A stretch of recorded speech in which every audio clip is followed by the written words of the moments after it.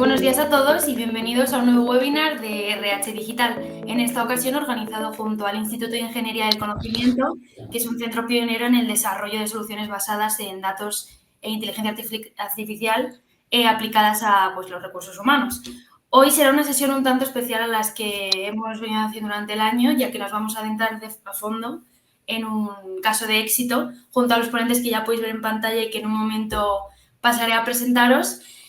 Pues vamos a entender de verdad cómo fluye la comunicación, la colaboración y el conocimiento entre las personas dentro de las organizaciones y además cómo con este análisis pues podemos mejorar la coordinación entre los equipos, tomar decisiones estratégicas desde el Departamento de Recursos Humanos mucho más efectivas.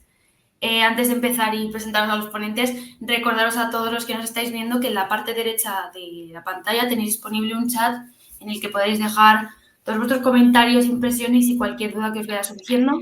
Y en los últimos 5 minutos de la sesión, pues pasaremos a leeros y a responderos a todos. Así que ahora sí, sin perder ni un minuto más, os presento a los profesionales que nos acompañan en el día de hoy. Por un lado, Pablo García, HR Analyst en el Instituto de Ingeniería del Conocimiento. Buenos días, Pablo, ¿qué tal estás? Buenos días, ¿qué tal, María? Y por otra parte, Itxaso Cuesta, directora de proyectos de marketing en Eroski. Bienvenida, Itxaso. Hola, buenos días, ¿qué tal? Y como decía, ellos van a ser los encargados de guiarnos hoy en esta sesión en la que exploraremos cómo el análisis relacional puede ayudarnos a optimizar la colaboración interna, mejorar la eficiencia organizacional y fortalecer la cultura corporativa. Ahora sí que sí, sin perder ni un minuto más, Pablo, si quieres empezamos contigo. ¿Qué es AROS? ¿En qué ámbitos de una organización se puede aplicar? Sí, pues AROS, por análisis de redes organizacionales, u ONA, que es su acrónimo en inglés, ¿no? Organizational Network Analysis, es una metodología que nos permite ver cómo se relacionan los empleados y empleadas dentro de una organización. Y estas relaciones pueden ser en distintos ámbitos, pues colaboración, compartición de conocimiento experto, liderazgo informal, etcétera, ¿no? Entonces, al final, lo que tenemos es una red de relaciones y tenemos un montón de analíticas, de métricas que se han ido desarrollando a lo largo de décadas para extraer valor de estos datos relacionales, ¿no? Entonces, os voy a compartir una slide donde creo que se ilustra muy bien lo que es el enfoque y la potencia que tiene, ¿no? A nivel de detectar, pues, por ejemplo, posiciones centrales de determinados empleados en una organización.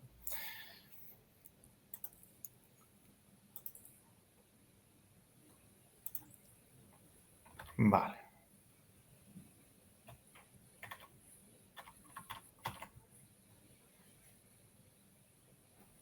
¿Se está viendo lo que estoy compartiendo? Un momentito que lo lanzo.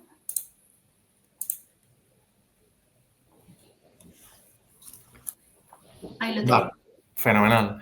Pues aquí, como vemos, tenemos, esto es un proyecto, ¿no? que es un clásico que se publicó en su momento por parte de Rob Cross y su equipo. Rob Cross es una de las eminencias de ONA en Estados Unidos. Entonces, con su equipo de consultores hicieron un proyecto de ONA, de AROS, en una compañía petrolera. Entonces, lo que tenemos a la izquierda es el organigrama formal de 20 ejecutivos top de esta compañía y a la derecha la red real de relaciones que emergió a partir de realizar el ONA, de realizar el AROS, ¿no? Entonces, vemos cosas muy interesantes, ¿no? Como, por ejemplo, Cole, que es este que tenemos ahí redondeado en verde a la izquierda, en la periferia del organigrama formal, que si vemos la red real de relaciones de la derecha, tenía una posición totalmente central, ¿no? En esta red de ejecutivos. O sea, era la persona más demandada, con diferencia, en estos términos de colaboración. Luego veremos que las fuentes de datos pueden ser encuesta o huella digital. En este caso era una encuesta donde preguntaban directamente a los ejecutivos con quién colaboraban, ¿no? y en qué medida. Entonces vemos que Cole está en una posición hiper demandada e igualmente si lo vemos a nivel grupal tenemos las 3 divisiones, ¿no? Que refleja el organigrama, exploración, drilling y producción, pues que resulta que producción estaba conectada con las otras 2 divisiones a través de Cole. O sea, Cole tendría una posición hipercentral en esta red de ejecutivos cuando por contra a nivel formal en el organigrama tiene una posición periférica, ¿no? Entonces, este es el gran ejemplo, ¿no? De qué nos aporta esta metodología de análisis de redes organizacionales, ¿no? Nos aporta una vista de pájaro, ¿no?, en que podemos ver determinadas posiciones de centralidad que mediante otras metodologías no vamos a ser capaces de detectar. ¿Y qué fuentes de datos se suelen utilizar para llevar a cabo este tipo de análisis? Pues como comentaba, básicamente tenemos dos fuentes, que podríamos también hacer un mixto y utilizar ambas dos, pero que son la encuesta, que por ejemplo fue la fuente que utilizó Eroski, que luego nos comentará Itxaso, y la huella digital. En la encuesta lo que hacemos es preguntar directamente a los empleados con quién se relacionan y de qué manera. De hecho, en la encuesta lo que tenemos que hacer previamente es identificar aquellos aspectos en los que estamos interesados. Pues, por ejemplo, la red de colaboración. O, por ejemplo, queremos a lo mejor detectar referentes técnicos, ¿no? Todo tipo de cosas que se nos ocurran que se pueden aterrizar en términos de relaciones entre empleados, pues podemos hacer una encuesta en que preguntamos directamente a los empleados para que seleccionen a esos otros empleados con los que se relacionan de esa manera. Y muy importante, pueden seleccionar a quien quieran, que esto es una cosa que lo diferencia también de otras metodologías. Tenemos otras metodologías donde ya de partida se restringe, ¿no?, el universo de personas a las que tú puedes, por ejemplo, seleccionar. En este caso no, en este caso está totalmente abierto, de tal manera que al final acaban emergiendo posiciones como la que veíamos de Cole, que no eran esperadas, pero gracias a esta apertura de este tipo de encuestas, aparte de cosas que sí eran esperables, pues encuentras posiciones no tan esperadas, sobre todo a nivel individual.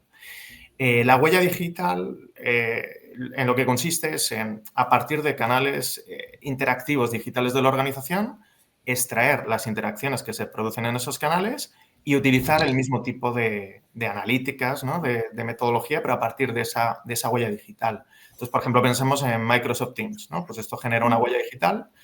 Entonces, ahí tenemos las interacciones entre unos empleados y otros y esto lo podemos analizar. Ambas fuentes tienen ventajas e inconvenientes. Pues con la encuesta podemos definir muy bien de partida qué es aquello que queremos preguntar. Lo que ocurre con la encuesta es que normalmente son voluntarias, entonces vamos a depender del nivel de participación, más allá de que en general son encuestas con una buena acogida. En la huella digital, por contra, tenemos el 100% de las interacciones del canal, porque no tenemos más que extraerlas y tenemos el 100% de las interacciones, pero tenemos que tener cuidado con qué conclusiones sacar a partir de esa huella, ¿no? Pues no será lo mismo, por ejemplo, una huella de correo electrónico sin entrar en el contenido, que como mucho te podría hablar de la comunicación general, ¿no?, dentro de la compañía, que a lo mejor un canal digital súper específico donde está muy claro qué significa relacionarse en ese canal. Y en cuanto a las analíticas, ¿qué tipo son las que realizáis y qué información podéis extraer de ellas? Claro, pues en el ONA es súper importante la información visual. Como aquí vemos en el ejemplo este, ¿no?, que tenemos a la derecha la red real, donde ya emerge clarísimamente de forma visual la posición central de Cole, pues va a ser una estrategia en general fundamental esta analítica de grafos que llamamos, ¿no? Esto es un grafo de relaciones y lo que es verdad es que cuanto más ampliamos el volumen de empleados que estamos analizando, pues los grafos empiezan a ser menos informativos, es más difícil interpretarlos a simple vista. Entonces, lo que tenemos muy importante, trabajemos o no con grafos, es a su vez métricas del enfoque de redes que se han ido desarrollando a lo largo de décadas que nos permiten identificar estos resultados importantes en tres niveles, ¿no? Tanto a nivel individual, pues por ejemplo lo que decíamos de este call que tiene esa centralidad, como a nivel grupal, relaciones entre grupos de empleados, pues por ejemplo departamentos, que igualmente aquí veíamos el ejemplo, ¿no?, de que la división de producción está prácticamente aislada de las otras dos divisiones si no fuese por call. Y luego a nivel también de organización. Tenemos métricas para analizar la organización en su conjunto o el grupo que estamos analizando de empleados en su conjunto. Pues cómo de densa es la red, cómo de cohesionada está, etc. Entonces hay muchísimas métricas y aquí lo importante es poner en relación la métrica, que puede llegar a ser un poco sofisticada si uno no está familiarizado con el enfoque, con la necesidad del cliente, que es lo que, por ejemplo, hicimos con Eroski, ¿no?, y que comentará Itxaso, que es un poco linkar pues todo este arsenal de métricas que nos provee Lona con lo que era la necesidad, en este caso, de Eroski. Y al hilo de lo que dices de las necesidades, ya concretando también en el área de People Analytics y gestión de talento, ¿qué aplicaciones concretas tiene en este sentido? Pues, por ejemplo, a nivel individual, ¿no? En People Analytics, pensamos, por ejemplo, en temas de detección de liderazgo informal, ¿no? Va a ser una metodología que nos va a permitir detectar posiciones de liderazgo informal, lo que podemos conectar, por ejemplo, con el diseño de la carrera profesional de determinados empleados. Pensemos también, por ejemplo, en la detección de referentes técnicos, por ejemplo. Esto es una cosa que se suele hacer en ONA, que es lanzar una encuesta relacional, por ejemplo, para detectar referentes técnicos, ver cómo de visibles son e igualmente aquí, pues, a lo mejor encontrar resultados que no eran esperados en base a otras métricas, ¿no? Entonces, por ahí nos puede complementar la evaluación del desempeño. Por ejemplo, nosotros estamos acostumbrados a evaluar el desempeño en el People Analytics de una determinada manera y esto puede complementar con otras métricas relacionales esa evaluación del desempeño. Pensemos también, por ejemplo, en aspectos como predecir rotación de empleados. Hemos visto, ¿no?, a lo largo del tiempo que estas métricas de centralidad son buenos predictores de la rotación de empleados o, al menos, van a ser importantes de cara a gestionar esas bajas de empleados, ¿no? Si yo hago un AROS y detecto ciertas posiciones centrales, pues voy a poder abordar mejor esa gestión de bajas que si no hubiese hecho un AROS. Y luego a nivel estratégico, pues pensemos desde, por ejemplo, en planes de sucesiones, donde igualmente, pues por ejemplo, si yo tengo identificada una posición como la de Cole y resulta que es una persona próxima a jubilarse, pues voy a tener elementos para hacer mejor esa sucesión que si no tengo ni idea de la importancia de Cole a nivel de red organizacional. Pensemos, por ejemplo, en empresas con una multilocalización, ¿no? Pues multinacionales, por ejemplo, en que se está pensando en reorganizar delegaciones. Pues antes de realizar movimientos de empleados, si tienes esta foto, ¿no?, de un ONA, pues vas a poder hacer las cosas mejor, ¿no? Y no generar a lo mejor ciertos destrozos que podrías generar si no hubieses tenido esta foto que te provee el ONA, ¿no? Pues igualmente a nivel estratégico, fusiones, adquisiciones, ¿no? Pues el ONA te va a permitir analizar antes y después, pues cómo se está comportando la organización resultante, esas fusiones y adquisiciones, procesos de innovación igualmente, ¿no? Pues de cara a llevar a cabo un proceso de innovación, pues tanto a nivel estructural como a nivel individual de detectar determinados empleados clave, te va a facilitar muchísimo un ONA el realizar este tipo de procesos innovadores o en general de cambio organizacional, tanto por poderte apoyar en personas centrales en la organización, como porque a lo mejor desde el punto de vista grupal o estructural veas que tienes que hacer cosas primero antes de llevar a cabo esos procesos de cambio organizacional, etcétera. Pues qué interesante todo lo que cuentas, Pablo. Y ahora que ya conocemos un poco más la metodología, vamos a ir específicamente al caso de Eroski. Itxaso, desde tu posición, ¿cómo surge la idea de... Un momento que voy a corregir esto. ¿Cómo surge la idea de aplicar esta metodología y qué objetivos os planteáis desde el principio para, pues eso, empezar el proceso?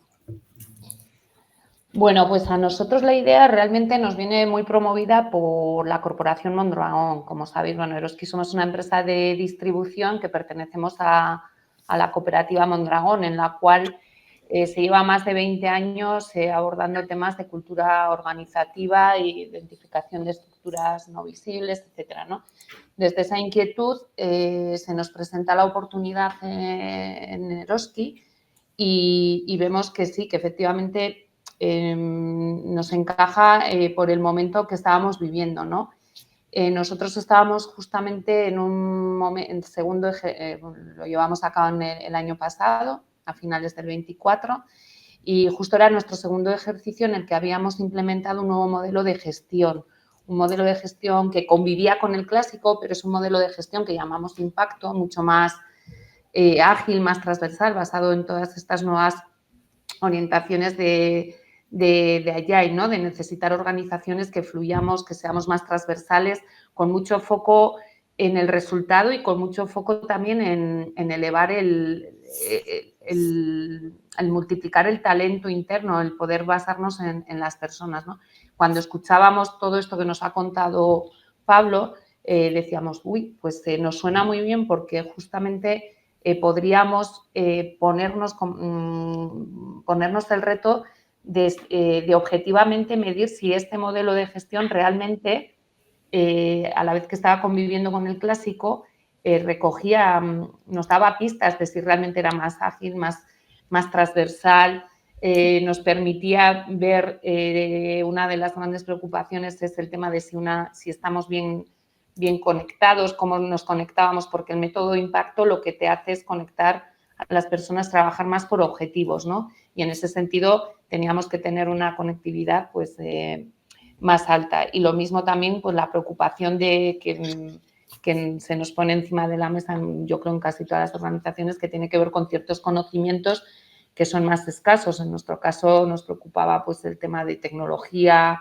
la analítica de datos, el tema digital, una serie de conocimientos que también veíamos que en este nuevo modelo de gestión se demandaba mayor número de personas especialistas en esto, ¿no? Y desde ahí nos parecía oportuno.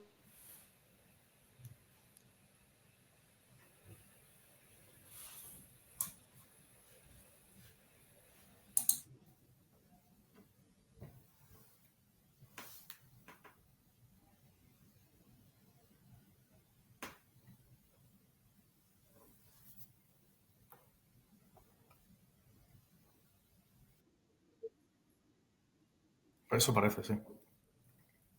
Pues Pablo, si quieres, te lanzo a ti. Ah, mira. Mira, ya está.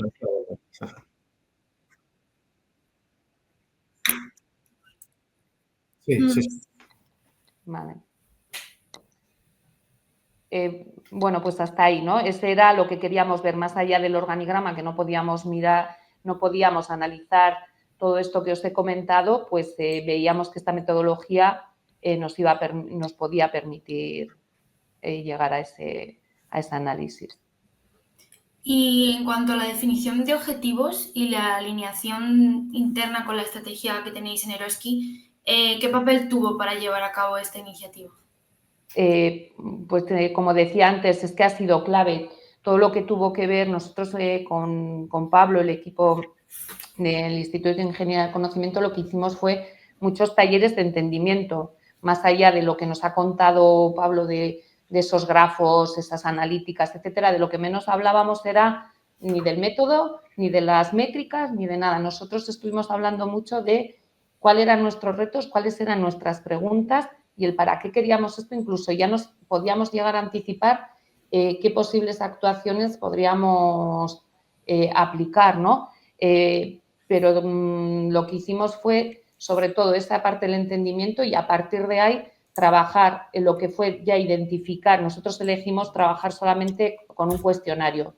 No hicimos nada de huella digital ni nada. Entonces, es que una vez que ellos tuvieron claro cuáles eran nuestros objetivos, lo que fue el diseño del cuestionario con 2 simples preguntas, yo siempre se lo decía al transcurso del proyecto, decíamos, con solo 2 preguntas, una de colaboración y otra de conocimientos, fuimos capaces de extraer unas conclusiones muy potentes. También fue muy importante identificar qué otras variables podrían complementar el análisis, ¿no? Porque más allá de los posibles grafos y toda la interpretación que nos ayudan a hacer, luego realmente se queda una fuente de data para poderlo explotar desde muchas perspectivas, ¿no? Sí. Y es algo que es realmente la realidad, porque tú preguntabas, además nosotros preguntábamos en positivo, ¿con quién colaboras para poder sacar adelante tu trabajo? Y con quién es tu referente cuando necesitas de este conocimiento, a quién acudes, ¿no? Y a partir de ahí, bueno, y luego también otra de las cuestiones que nos preocupaban de manera un pelín más secundario quizá, pero decíamos, con este método también podíamos ver si se producían posibles saturaciones, ver si es que podíamos estar teniendo referentes que tuviesen demasiadas pues demandas, y ahí también poníamos una pregunta secundaria que era ¿qué nivel de accesibilidad tiene esa persona cuando tú vas a pedir esa referencia, ¿no? Y esa fue clave. Yo diría que es una de las... Sí, que yo creo que es lo habitual, ¿verdad? Dicho, o sea, nosotros os lo comentábamos también, ¿no? Pues que esta definición de ítems, ¿no? Esa fase de setup que decimos nosotros, donde hay que sentarse, hay que entender bien el objetivo, la necesidad, y luego, como cualquier proceso de encuesta, ¿verdad? Va a depender de que tengas buenos ítems, que todo vaya bien, o al menos si no los tienes va a ir todo mal, ¿no? Por mucho que luego metas toda esa metodología tan potente. Y respecto a la metodología, pues efectivamente... Claro, son tantas cosas las que salen, ¿no? Tantos los resultados y en tantas capas diferentes, como igualmente lo pones en relación a necesidades concretas o aquello es infinito y te pierdes, ¿no? Más allá de que aporta valor y siempre gusta, no sé cuál es tu experiencia, Itxaso, pues ver tu organización a ese nivel de grafo, ver cómo están los departamentos relacionados, etcétera, ¿no? Nuestra experiencia es que esto suele gustar mucho, ¿no? Esa vista de pájaro que decía yo antes, pues de repente tener esa lupa, pero claro, la lupa por sí sola pues no basta, ¿no? Hay que ponerlo en relación a necesidades concretas, que es donde ya vamos haciendo analíticas específicas que permiten responder a ciertas preguntas y luego muy importante lo que comentabas, ¿no? De ponerlo en relación con otras variables, que esto vosotros incluso haya llegado un momento que lo hacéis con autonomía, que esto para nosotros siempre es interesante, ¿no? Ver cómo vais cogiendo autonomía y vais empezando a unir todas estas métricas que decimos nosotros relacionales con variables de estructura o de otro tipo vuestras que os interesa ver si está habiendo diferencias. Incluso no lo he dicho antes en las aplicaciones, María, pues también temas de diversidad, ¿no? Pues de repente sí, perdona, Itxaso. Y Itxaso, la siguiente pregunta, ¿cómo ejecutasteis este estudio? ¿Quiénes fueron vuestros aliados dentro de Eroski? ¿Y cómo promovisteis la participación del proyecto dentro de la compañía? Porque puede haber empleados que estuvieran un poco a lo mejor resistentes a ello. Bueno, pues yo te diría que hay como 3 aliados, ¿no? Uno, el que tengas un acompañante especialista en esta metodología. En nuestro caso, nosotros la experiencia no ha podido ser mejor de la mano de Pablo y su equipo en cuanto a lo que decíamos, es que era clave el hacer una experiencia de cuestionario fácil, simple, una herramienta también sencilla, porque lo primero de todo es que la gente tiene que poner su nombre. Cuando está haciendo un cuestionario de estos, tienes que ser muy amigable. Estás poniendo tu nombre, has tenido que hacer un buen plan de comunicación. Nosotros, por ejemplo, hicimos un plan de comunicación para animar la participación en el cuestionario desde la transparencia y siempre con un enfoque muy positivo, es decir, contestar porque todo va a ser en positivo, no hay nada negativo en esta, no es una entrevista de evaluación, no es una encuesta de cultura, de clima, es simplemente querer ver cómo nos relacionamos para sacar un poco evidencias en positivo, ¿no? Esa fue la primera. La segunda, esto que comentamos del tema de la comunicación, el saber con qué nosotros evitamos la línea jerárquica. Nosotros como cooperativa tenemos pues una fuerza que son los delegados sociales, etcétera, que nos ayudaron más desde un área social, más de compañeros, digamos, no tanto de jerarquía. Optamos por ahí, creemos que fue oportuno. Incluso llegamos a hacer incentivos, ¿no? Yo vengo del mundo del marketing, entonces todo esto de trabajar con datos, clientes, participación, me pedía el cuerpo poner incentivos, incluso pues, poníamos un sorteo por participar, ¿no? Y la transparencia, cuidar muy bien todo lo que era el anonimato, tener en cuenta pues, aspectos legales, jurídicos, etcétera. Y yo creo que ese fue un poco, y la monitorización, sí es cierto que monitorizábamos todos los días el grado de participación, porque lógicamente en algo que nos insistía mucho el instituto era, oye, como no logremos una participación mínima, podemos poner en riesgo la validez del estudio. Entonces, desde luego que este es un aspecto clave. Y bueno, no sé si quieres añadir algo, Pablo, desde tu perspectiva. No, bueno, simplemente incidir en una cosa, que es esto que comenta Itxaso, ¿no? De centrarnos en aspectos positivos, porque seguro que hay alguien en la audiencia que está diciendo, oye, yo quiero hacer un ONA, pero para detectar más bien elementos bloqueantes, etcétera. Y claro que sí sería relevante, ¿no? Todos estamos pensando pues, en elementos, ¿no? Posiciones de centralidad, pero para mal, que te pueden bloquear, ¿no? Un flujo sano de la colaboración, de incluso la comunicación, de lo que sea que estés analizando. Pero es verdad que por mejorar ¿no? la acogida de este tipo de iniciativas, sobre todo cuando vas por encuesta, pues es que creemos, estamos tan convencidos de que centrándonos en lo positivo ya vamos a aportar tanto valor, como fue el caso de Eroski, que no merece la pena poner el foco en esos elementos negativos que además te van a generar seguramente una reacción, pues probablemente a la defensiva y sería lógico, ¿no? Entonces, quería incidir en esto, ¿no? O sea, que es que centrándonos en esa parte positiva, es que hay muchísimo que detectar y muchísimo que aportar al conocimiento que tienes tú ahora mismo de tu organización antes de realizar un ONA. Y más allá de eso, es verdad, quizá también por esto que estoy diciendo, porque nos centramos en aspectos positivos, que nuestra experiencia es que en general la acogida, cuando vas vía encuesta, por ejemplo, es buena en este tipo de encuestas y de proyectos. O sea, hemos tenido casos, clientes donde nos han dicho, pues me ha venido un empleado y me ha dicho que es casi el mayor reconocimiento que ha tenido a lo largo de su carrera, ¿no? El haber salido bien posicionado en este proyecto, porque si lo pensamos además es muy democrático, ¿no? Esta parte que decía yo que es fundamental de la encuesta relacional, de que puedes elegir a quien te dé la gana, lo cual te hace aflorar posiciones como la de Cole, que no eran esperadas, ¿no? Pues esto se recibe también normalmente con mucha gratitud, ¿no? Decir, bueno, pues aquí sí que es un reconocimiento entre iguales, hay libertad de elegir a quien sea y en aspectos tan fundamentales para el día a día de todos nosotros, ¿no? Como es la colaboración eficaz entre compañeros, compartición de conocimiento, etcétera, etcétera, etcétera. Y, Itxaso, para la siguiente pregunta, ¿cuáles han sido los principales KPIs o resultados más destacados y cómo os ha ayudado eso a mejorar la colaboración interna o incluso la toma de decisiones? Bueno, a ver, yo no soy experta en las métricas, pero destacaría las que a nosotros sí nos dieron muchas pistas. No sé si Pablo creo que va a poder proyectar un ejemplo de uno de los grafos que teníamos, ¿no? Sí. Que sinceramente a mí al principio me asustaba un poco decir, pues vamos a ser capaces de leer esto. Y bueno, la verdad es que luego te sorprende y con esto que estamos viendo en pantalla, o Pablo me ayuda a interpretarlo mejor, lo que veíamos es, bueno, nosotros llegamos, nos acercábamos al 40% de nos fue suficiente, sobre todo porque lo que vimos es que con esa participación se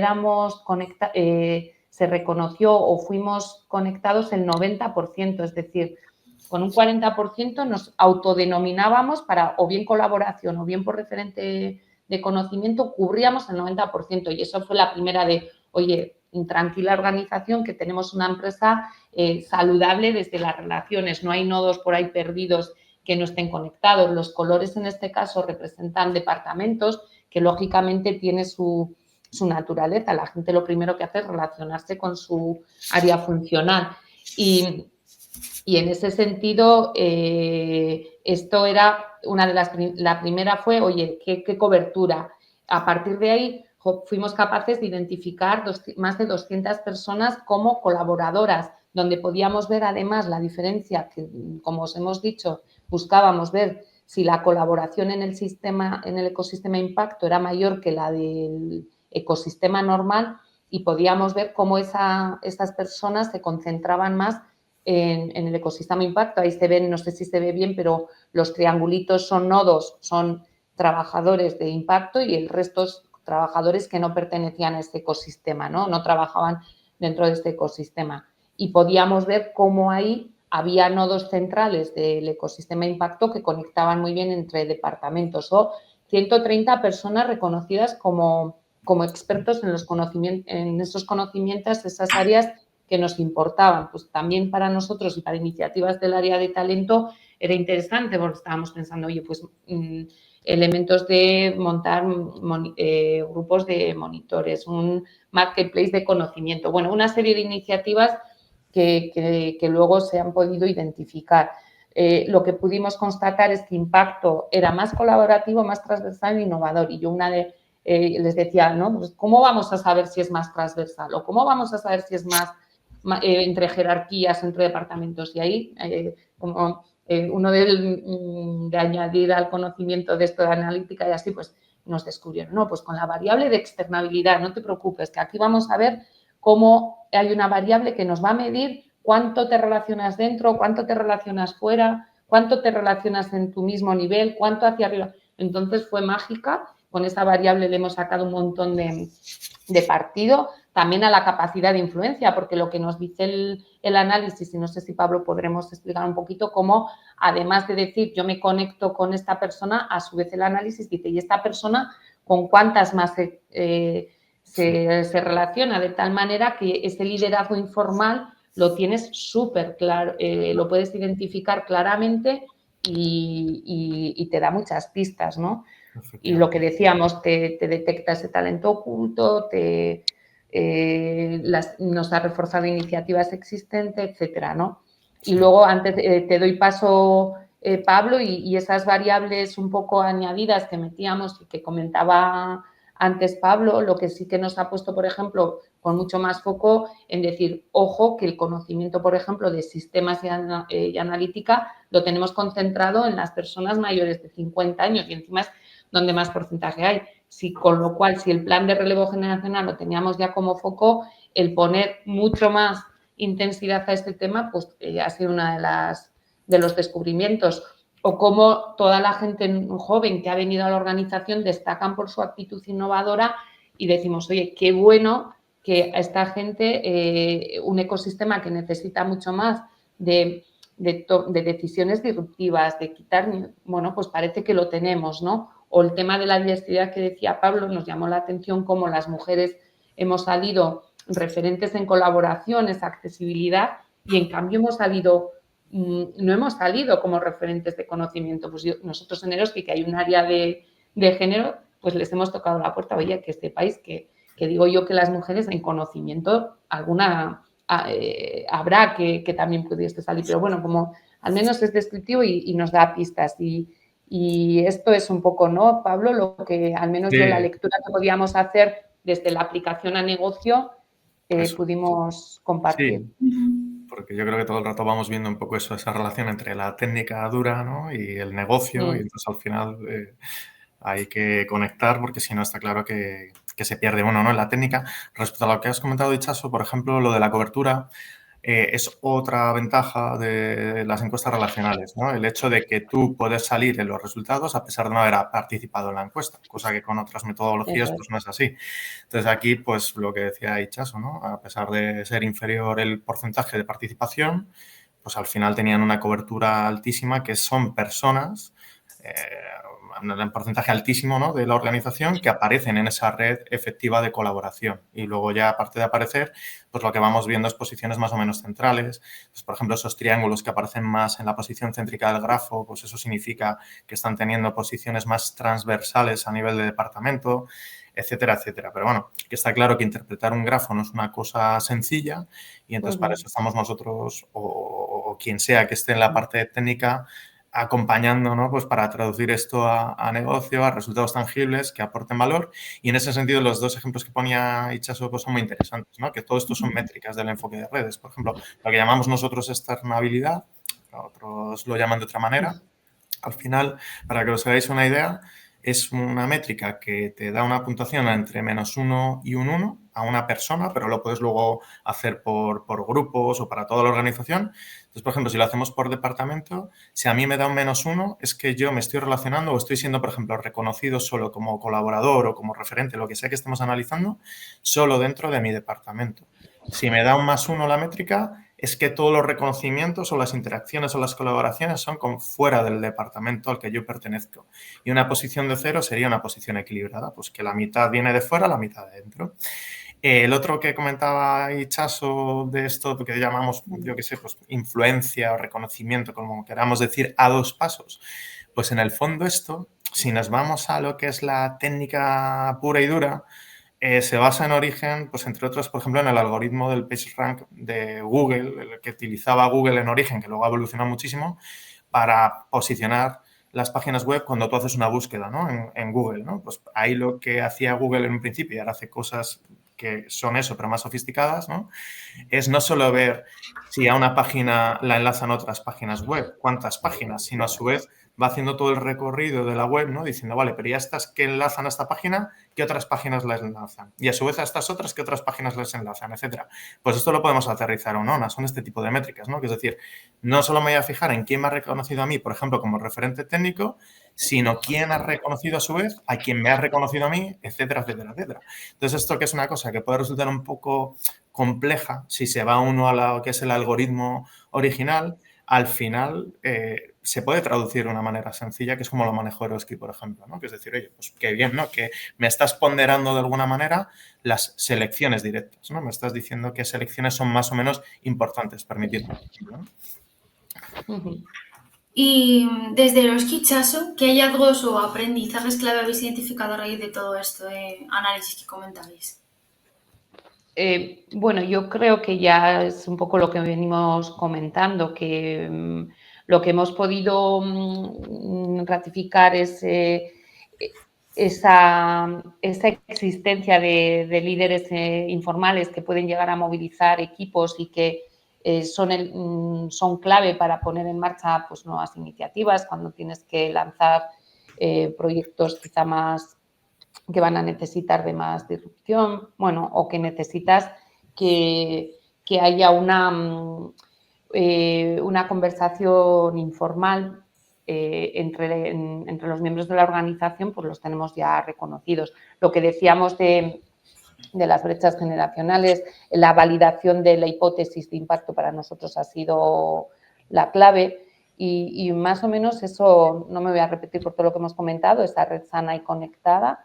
Y luego lo que sí ha sido también importante es poner en común pues, el que cuando acabamos el proyecto lo pusimos en común de nuevo con los equipos y fue muy bien recibido. El devolverles toda estas conclusiones a todo el colectivo, lo hicimos en la sede, ¿sabéis? De los que tiene tiendas, etcétera, lo hicimos en sede y fueron, cuando devolvíamos los resultados, el colectivo al que lo presentábamos decía, no, pero esto hay que usarlo, ahora con estos nodos que quedan en anónimo, porque uno de los pactos fue, oye, no vamos a poner nombres, tal, no, habrá que utilizarlo, aquí hay una materia, un valor muy potente para poder gestionar el talento, esas curvas que comentaba Pablo, el poder decir, pues esos perfiles que son más, que tienen esa atracción desde conocimientos X, ¿por qué no aprovecharlo para que lideren ciertos proyectos, etcétera? Básicamente eso sería, María. Bueno, antes de pasar a la siguiente pregunta, no sé si Pablo quieres comentar alguna cosa. No. Vale. Pues también después de conocer más a fondo el caso de Eroski, también a modo de reflexión, ¿qué creéis que puede aportar este tipo de metodologías en la definición de futuros proyectos o lo que hablabais antes de procesos de transformación o innovación? No sé, Pablo, si quieres empezamos contigo, que está hablando ahora Ichas. Sí, pues al final el tener esa radiografía, por ejemplo, antes de llevar a cabo ese proceso, es fundamental. O sea, porque aquí es verdad que tú podrías llegar y hacer un ONA ya metido en el proceso, finalizada la acción que sea. El ideal, a nuestro juicio, es que tengas una foto antes de llevar a cabo el proceso, que eso ya te va a permitir gestionarlo mejor, pues tanto porque detectes posiciones centrales a nivel individual, como ciertos patrones a nivel de relaciones entre grupos de la organización o de la organización en su conjunto que te inspiren a hacer el cambio organizacional de una manera diferente a como lo habrías hecho si no tuvieses esa foto previa. Pero igualmente, súper importante el tener ese benchmark con el que compararte a futuro una vez que has llevado a cabo ese proceso, ¿no? Entonces, ver, una vez que haces esa comparativa entre la foto del pre y la foto del post, si la red de tu organización se ha movido con ese proceso en la dirección que esperabas y deseabas.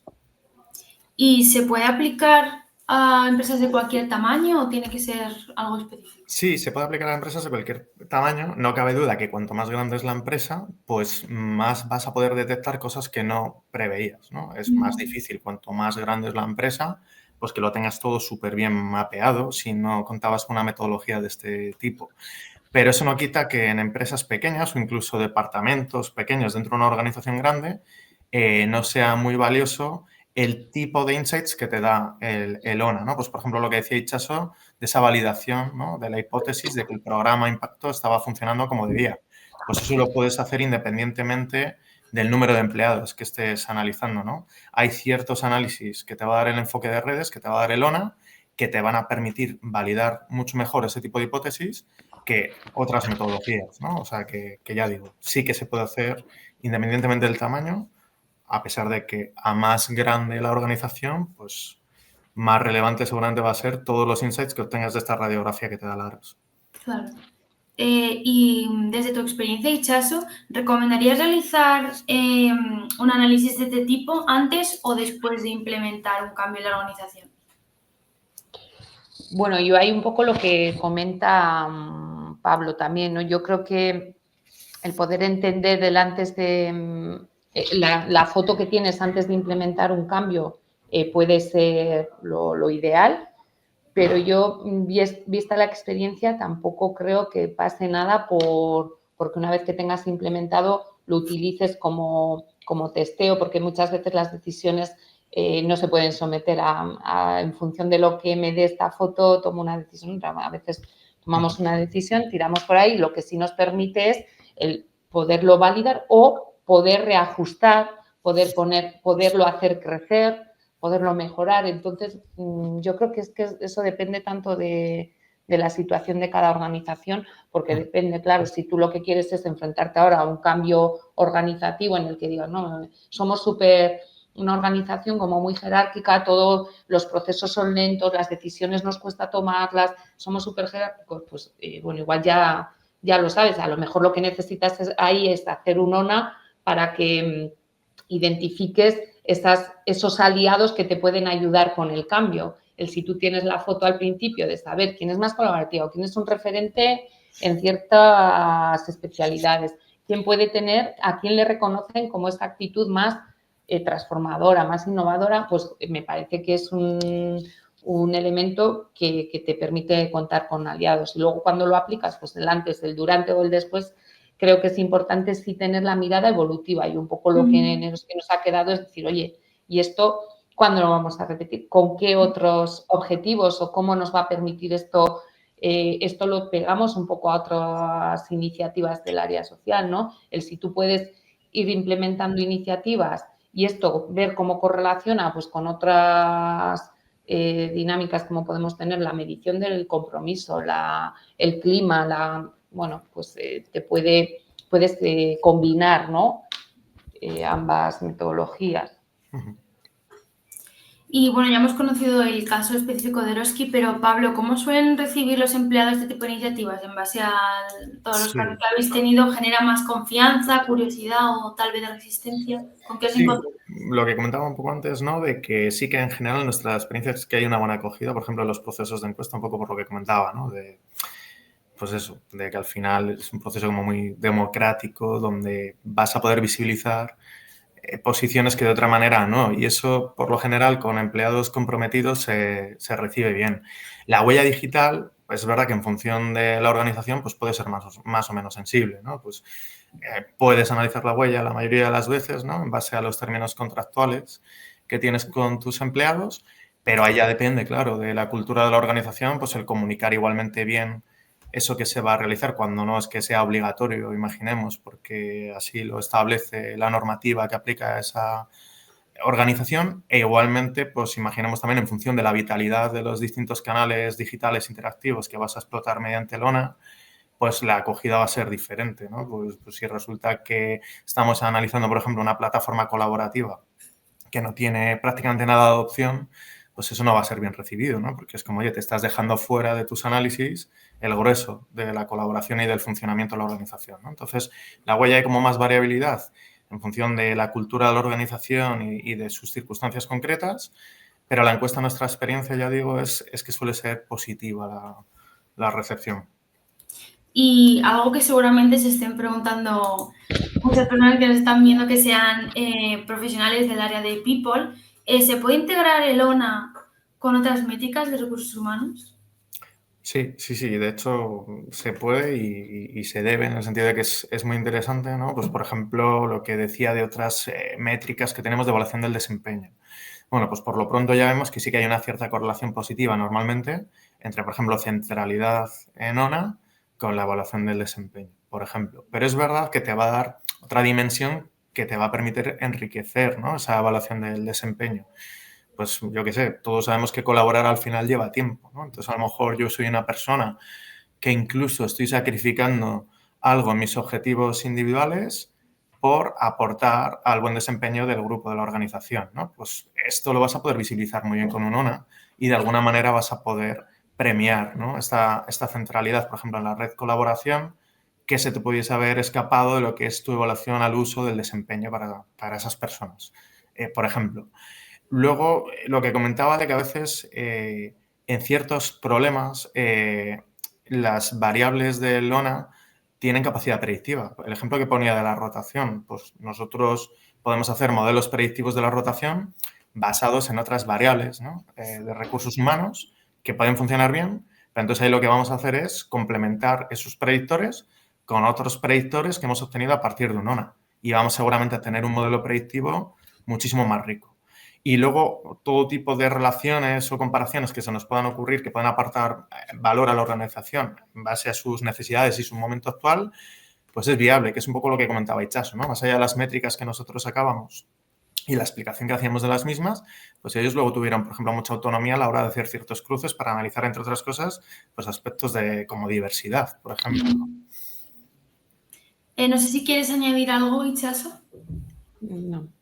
Porque, bueno, veo que hay varias preguntas por el chat, así que si os parece podemos ver qué nos ha puesto la audiencia. En primer lugar, Laura os pregunta, bueno, en este caso a Itxaso, si hubo algún resultado en el análisis que os sorprendiese. Bueno, a mí me sorprendieron todos porque la verdad que me ha parecido brutal cómo el mapear desde las relaciones, desde lo real, te da toda esta información que hemos ido comentando, pero quizá igual el poder constatar que solamente con una pregunta, el dato de la cobertura, que con ese 40 casi que llegamos, 30 y pico largo de participación, fuésemos conectados el 90% de la organización, sí que nos parecía, bueno, yo creo que con Pablo cuando veíamos nos dijo, es un súper dato, está muy bien porque esto pasa cuando la participación es más alta, pero tenerlo así de alta, la cobertura con esa participación, pues fue algo que nos sorprendió en positivo. Y luego, por ejemplo, también nos sorprendió bastante el que sí que se detectasen referentes pues no sé si os pasará a los demás, pero a nosotros todo el tema que tiene que ver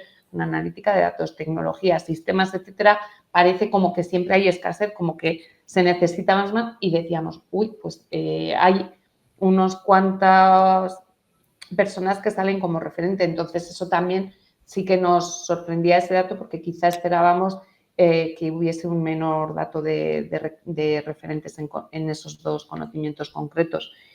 Por lo demás, pues bueno, ya todo te puede ir sorprendiendo, porque cada vez que veías un gap, bien por género, bien por edad, bien por años de antigüedad en la empresa, decías, madre mía, pues de aquí salen planes de acción para el área social para este año, el que viene y 5 más. Pero bueno, incluso eso alguna se vez, destacaría, Laura.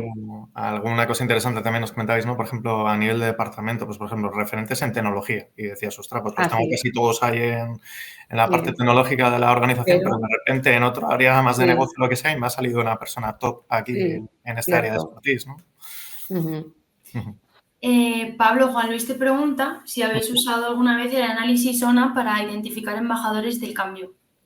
Sí que lo hemos hecho. Lo hicimos con una compañía financiera, por ejemplo, hace muchos años, que en este caso lo que querían era pues, pasar mucho más todo a digital y, de hecho, al final compraron una plataforma colaborativa que en aquel entonces pues estaban un poco de moda y eran súper caras, de hecho, y entonces lo que querían era mejorar y agilizar la adopción de esta plataforma y de esa nueva manera de trabajar. Entonces, a partir de un ONA que hicimos con encuesta, metimos una componente de innovación y ese por ejemplo, fue una encuesta con 6 ítems, que no lo he dicho antes, normalmente como mucho 3, 4 ítems, un poco por lo que decía Itxaso, de que es que ya con 2 preguntas obtienes cosas muy ricas, ¿no? Pero bueno, en este caso era un ONA ambicioso, querían ver varias cosas y una de las aplicaciones fue precisamente el detectar personas que podían mejorar e impulsar ese cambio organizacional, en este caso lo que tenía que ver con la adopción de esta plataforma digital colaborativa. Pues eran personas que salían bien posicionadas en innovación, con una componente de early adopters. En esta encuesta, además, tú te podías calificar a ti mismo como de qué tendencia tenías hacia procesos de cambio innovadores, ¿no? En una Likert de 1 a 10, ¿no? Tú te situabas ahí para complementarlo luego con el que es el dato relacional. Y luego, muy importante, con tema de evangelizadores y procesos de cambio, facilitadores de cambio, en esta encuesta metíamos una cosa que suele ser recurrente, que es estos temas de energizar a los demás, ¿no? Que todos sabemos que es súper importante, ¿no? Pues en qué medida esta persona pues, te inyecta energía, etcétera, ¿no? Pues cuando hay dificultades o lo que sea y te anima, ¿no? A salir adelante y como que te hace ir más contento al trabajo, ¿no? Pues esto que igualmente podríamos ver la dimensión negativa, ¿no? Que nos lo ha dicho muchas veces mucho cliente, decir, no, es que yo quiero detectar al que está ahí contaminando, ¿no? Y todos sabemos que efectivamente eso es brutal y estaría bien detectarlo. Pero insisto, quedándonos en la parte positiva, pues por ejemplo este ítem de energizar era otro de los que al final sí que compuso esa detección de evangelizadores, de facilitadores del cambio organizacional en este proyecto en concreto. Rebeca os pregunta qué consejo le daríais a un departamento de recursos humanos que quiere empezar pues, con el análisis de datos. En base a vuestra experiencia. No sé quién se atreve. Con el análisis de datos en general, pues sí, vamos, yo diría que ahí en el mundo del People Analytics, efectivamente, es que si algo tenemos claro es que siempre hay información interesante que explotar. Y en ese sentido, yo diría que lo primero es animarse, auditar el dato, ¿no? Saber bien con qué datos cuentas, que ahí a lo mejor ya te puedes acompañar de alguien que te facilite la tarea si es que no tienes recursos propios para tener muy bien auditado pues qué datos tienes, ¿no? Qué volumen, y a partir de ahí ya empezar a pensar en casos de uso que son múltiples, ¿no? Con el análisis de datos avanzado en el que nos movemos ahora, ¿no? Pues puede ser desde temas de IA generativa a modelos predictivos, ¿no? Es decir, oye, pues resulta que tengo un buen histórico de datos y con unas variables interesantes que han solido funcionar bien en otros proyectos, como para predecir rotación, por ejemplo. O bien otro tipo de iniciativas, tipo lo que estamos comentando ahí, ¿no? De hacer un ONA que enriquezca tu propia base de datos de empleados para poder hacer análisis avanzados que aporten valor, ¿no? Y desde tu experiencia, Itxaso, ¿algún consejo que le dieras? Bueno, yo sobre todo el para qué, o sea, antes de la analítica de datos, el saber el para qué siempre lo pongo por delante, porque luego, como decía Pablo, especialistas y acompañarte de técnicos en materia de analítica de datos, digamos que ya hoy es una doctrina al alcance, ¿no? De si no lo tienes en interno, poder acompañarte de expertos, pero sobre todo primero pensar el para qué lo querrías y a partir de ahí ver que si tienes datos suficientes y si lo explotas en interno o si vas a necesitar de diferentes metodologías más sofisticadas como esta o menos porque puedas ir tirando con tu data y con la gente que tengas en interno, pero sobre todo el para qué. Pablo, bueno, esta es a lo mejor más técnica para ti. Pregunta Nicolás, ¿cómo medís la cohesión de una empresa con ONA? Pues ahí, por ejemplo, hay métricas concretas de cohesión que tampoco quiero ponerme súper técnico, pero, por ejemplo, hay una cosa que llamamos en redes la transitividad, que básicamente es si yo, por ejemplo, estoy conectado a otra persona y esa otra persona está conectada a una tercera persona, si esa tercera y yo estamos conectados, ¿no? Es como que se cierra el triángulo. Dicho así a lo bestia, los amigos de mis amigos son mis amigos, ¿no? Entonces, al final, tú, por ejemplo, con esta métrica, lo que puedes ver es en toda la organización cuántos de esos triángulos posibles se cierran. Y eso es una medida de cohesión en redes. Luego, claro, dependiendo del para qué, pues esa cohesión pues no tiene por qué ser necesariamente determinados valores. Normalmente, por ejemplo, en términos de innovación solemos decir que es importante tener una cohesión local alta, es decir, que a nivel de equipos la gente esté cohesionada con estas métricas, te salga una alta transitividad, ¿no? Es decir, que hay una interacción cohesionada entre esos grupos locales, pero que igualmente hay poca distancia entre unos empleados y otros a nivel de toda la organización, por ejemplo, ¿no? Que eso te lo da, pues que luego más allá de esa cohesión local, pues tienes otras métricas, que es por ejemplo la distancia media que llamamos en redes, que te permiten ver que a pesar de eso están cerca todos de todos en la organización. Pues bueno, eso sería una red muy saludable en términos de innovación, por ejemplo. Y veo aquí dos preguntas que creo que se pueden unir en una. Por una parte, ¿cuánto tiempo suele requerir un proyecto de análisis de este tipo? ¿Y qué fases o pasos son necesarios para llevarlo a cabo? Sí, pues básicamente lo primero es decidir si vas con encuesta o con huella. Entonces, la encuesta lo que vas a tener es el periodo de administración de la encuesta, previo setup, que es lo que decíamos de definir bien esos ítems, ¿no? Que esos ítems, pues, bueno, si te pones ahí diligente y demás, pues en una semana puedes tener hecho ese setup. Luego ya como todo depende de los tiempos de la organización cliente, el proveedor, etcétera. O que tengas que hacer escuchas de otro tipo, coger más inputs y demás. Pero bueno, haces ese setup que con la huella digital igualmente lo tienes que hacer porque tienes que tener muy bien identificados los canales que vas a analizar y también auditados, ¿no? Que comentaba yo antes el tema de auditar variables de una base de datos de empleados, pero en este caso hablamos nosotros de auditar esos canales digitales que vas a analizar. Esto lleva un trabajo, porque igualmente pues, en una semana puedes tener resuelta esa auditoría de los canales digitales. Si vas vía encuesta, normalmente son encuestas que más de 3 semanas no suelen durar. Más de 3 semanas, ¿no? Chaso, yo no recuerdo en el caso vuestro, pero algo así, ¿verdad? 2, 3, sí. Y luego ya pues te metes en toda la fase de análisis.